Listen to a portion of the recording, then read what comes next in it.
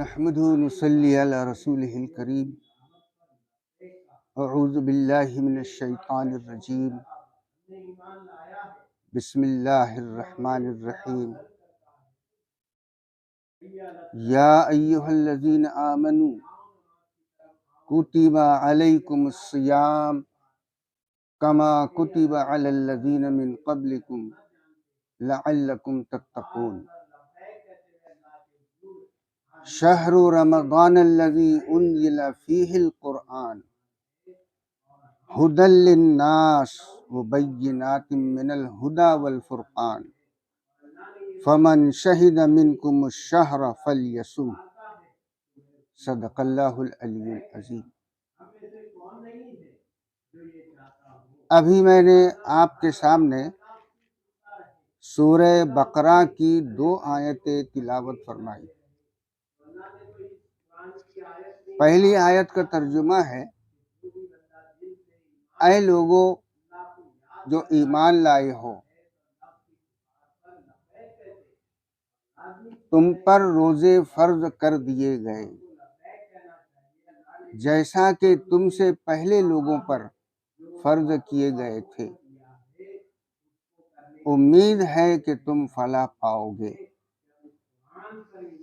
دوسری آیت کا ترجمہ ہے کہ رمضان ہی وہ مہینہ ہے جس میں قرآن نازل کیا گیا، جو سارے انسانوں کے لیے سراسر ہدایت ہے اور ایسی واضح کھلی تعلیمات ہے جو راہ راست دکھانے والی اور حق اور باطل کا فرق کھول کر رکھ دینے والی ہے. لہذا جو شخص اس مہینے کو پائے لازم ہے کہ وہ اس میں روزے رکھے. پہلی آیت میں یہ بتایا گیا کہ تم پر روزے فرض کر دیے گئے اور روزوں کا مقصد بیان کیا گیا کہ تمہارے اندر اللہ کا ڈر، خوف اور تقوی پیدا ہو. دوسری آیت میں یہ بتایا گیا کہ رمضان کا مہینہ وہ مہینہ ہے جس میں قرآن نازل کیا گیا، جو تمام انسانوں کے لیے ہدایت ہے اور حق اور باطل میں فرق کرنے والی کتاب ہے. لہذا تم میں سے جو لوگ اس مہینے کو پائے ان پر لازم ہے کہ وہ روزہ رکھیں. ایسے تو نبی کریم صلی اللہ علیہ وسلم رمضان سے پہلے اپنے ساتھیوں کو اس ماہ کے خزانوں سے فائدہ اٹھانے کے لیے تیار کرتے تھے اور انہیں ابھارتے تھے کہ رمضان سے کیسے وہ فائدہ اٹھائیں. ایک دفعہ پھر رمضان کا مبارک مہینہ ہمارے اوپر سایہ فگن ہو رہا ہے. چند ہی دن باقی ہیں اور اس کی رحمتوں کی بارش ہماری زندگیوں کو سیراب کرنے کے لیے برس رہی ہوگی.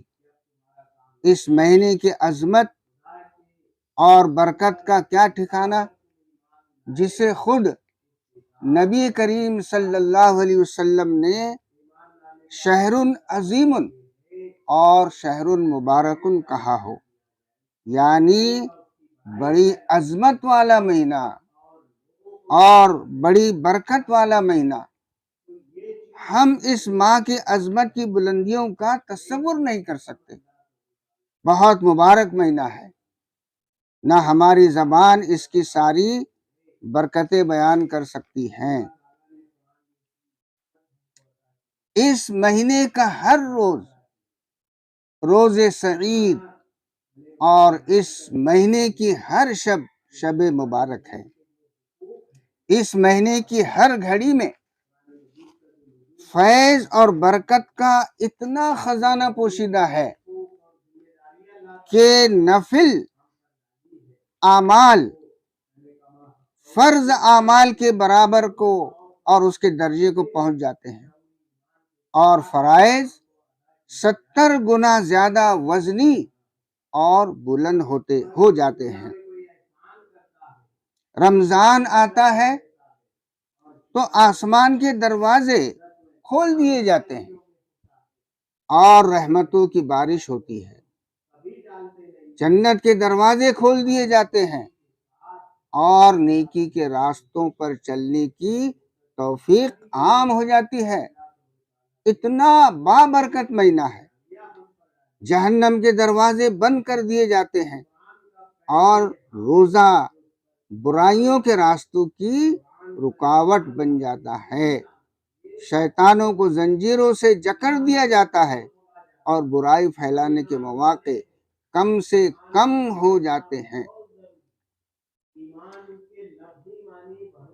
پس بشارت دی ہے نبی کریم صلی اللہ علیہ وسلم نے اس شخص کو جو رمضان المبارک میں روزے رکھے کہ اس کے سارے اگلے پچھلے گناہ بخش دیے جائیں گے۔ کتنی بڑی نبی کریم صلی اللہ علیہ وسلم نے بشارت دی ہے کہ جو شخص اس مہینے میں روزے رکھے احتساب کے ساتھ، روزے کے تمام چیزوں کا لحاظ کرتے ہوئے، تو اس کے تمام گناہ پچھلے گناہ معاف کر دیے جاتے ہیں، بخش دیے جاتے ہیں۔ اور آپ صلی اللہ علیہ وسلم نے اس شخص کو مبارکباد دی ہے جو راتوں میں نماز کے لیے کھڑا رہے، اس کو بھی بشارت دی کہ اس کے بھی گناہ بخش دیے جائیں گے، اور وہ جو شب قدر میں قیام کرے اس کے بھی گناہ بخش دیے جائیں گے۔ بس شرط یہ ہے کہ وہ اپنے رب کی باتوں اور وعدوں کو سچا جانے، اپنے عہد بندگی کو وفاداری کے ساتھ نبھائے اور خود آگہی اور خود احتسابی سے غافل نہ ہو۔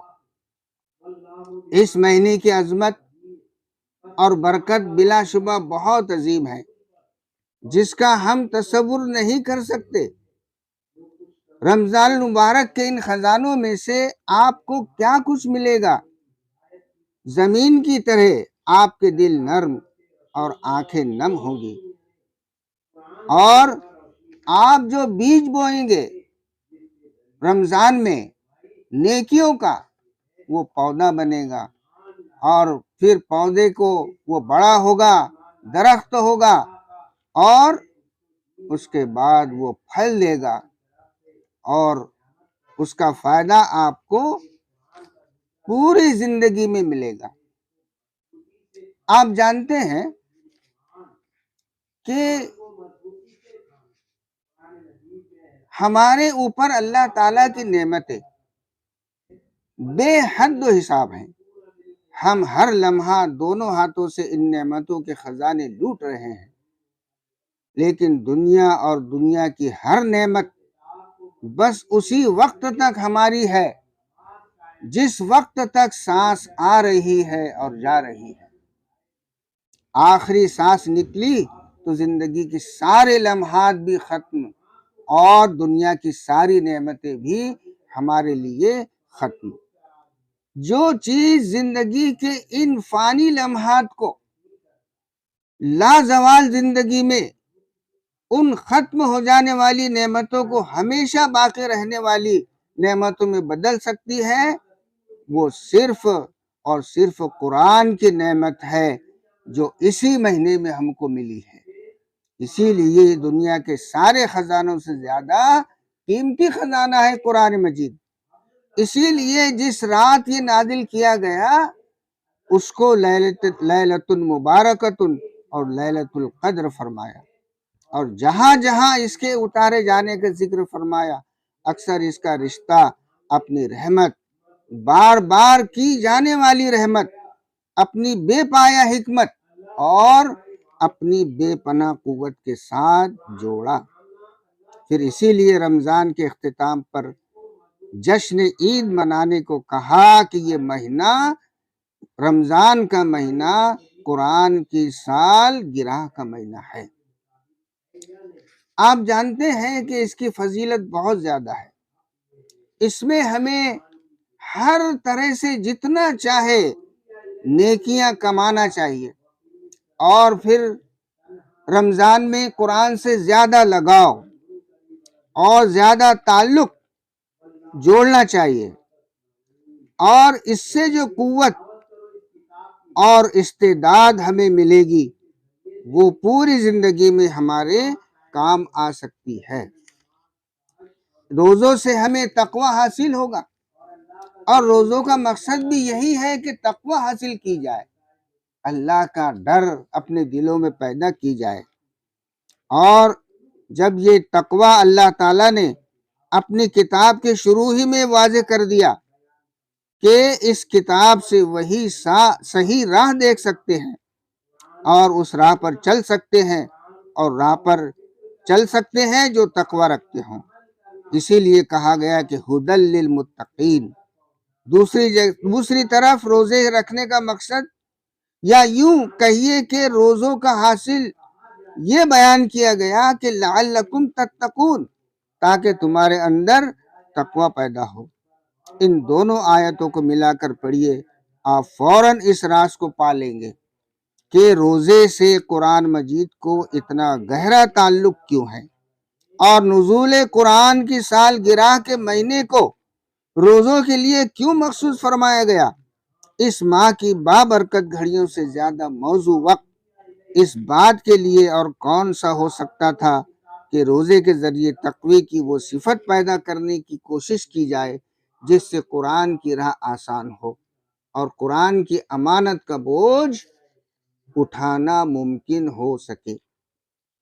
تقوی بڑی اونچی اور بہت بڑی صفت ہے، اور ساری مطلوبہ صفات کی جامع ہے۔ جو تقوی کی صفت رکھتے ہوں ان کو اللہ تعالیٰ نے قرآن مجید میں دنیا اور آخرت کی ساری بھلائیوں کی ضمانت دی ہے۔ تقوی وہ چیز ہے جس سے ہر مشکل سے نکلنے کا راستہ ملتا ہے۔ تقوی وہ ہے جس سے رزق کے دروازے اس طرح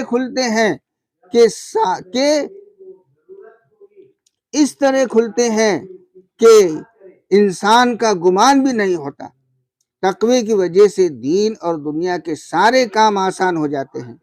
اللہ تعالیٰ برائیاں جھاڑ دیتا ہے اور اجر عظیم سے نوازتا ہے۔ متقین ہی وہ ہیں جن کو اس جنت کی بشارت دی گئی جس کی وسعت میں زمین اور آسمان سما جائیں۔ انہی سے اس مغفرت کا وعدہ کیا گیا جو اس جنت کی طرف لے جانے والی ہے۔ جنت تو ان کی وراثت ہی ہے۔ دنیا میں بھی آسمان و زمین سے برکتوں کے دہانے کھول دیے جاتے ہیں، اور جو ایمان اور تقوی کی صفت سے آراستہ ہوں۔ قرآن مجید میں ایک جگہ فرمایا گیا ہے وَلَوْ أَنَّ أَهْلَ الْقُرَىٰ آمَنُوا وَاتَّقَوْا لَفَتَحْنَا عَلَيْهِمْ بَرَكَاتًا مِنَ السَّمَاءِ وَالْأَرْضِ۔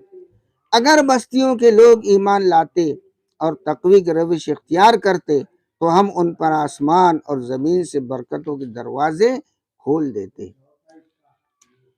متقی وہ بن سکتے ہیں جو ان غیبی امور پر ایمان لائیں، جو ان باتوں کو مان لے جو ان کے لیے ایک ہی راستہ ہے، وہ یہ کہ وہ اپنے تن من دھن سب کو پورا کا پورا اپنے رب کے حوالے کر دے۔ اور رمضان کا مہینہ بھی اسی لیے آتا ہے کہ ہم اپنے آپ کو اللہ کے حوالے کر دیں، وہ جو حکم دیتا ہے اسی کو مان لے اور اسی پر زندگی بھر چلتا رہے۔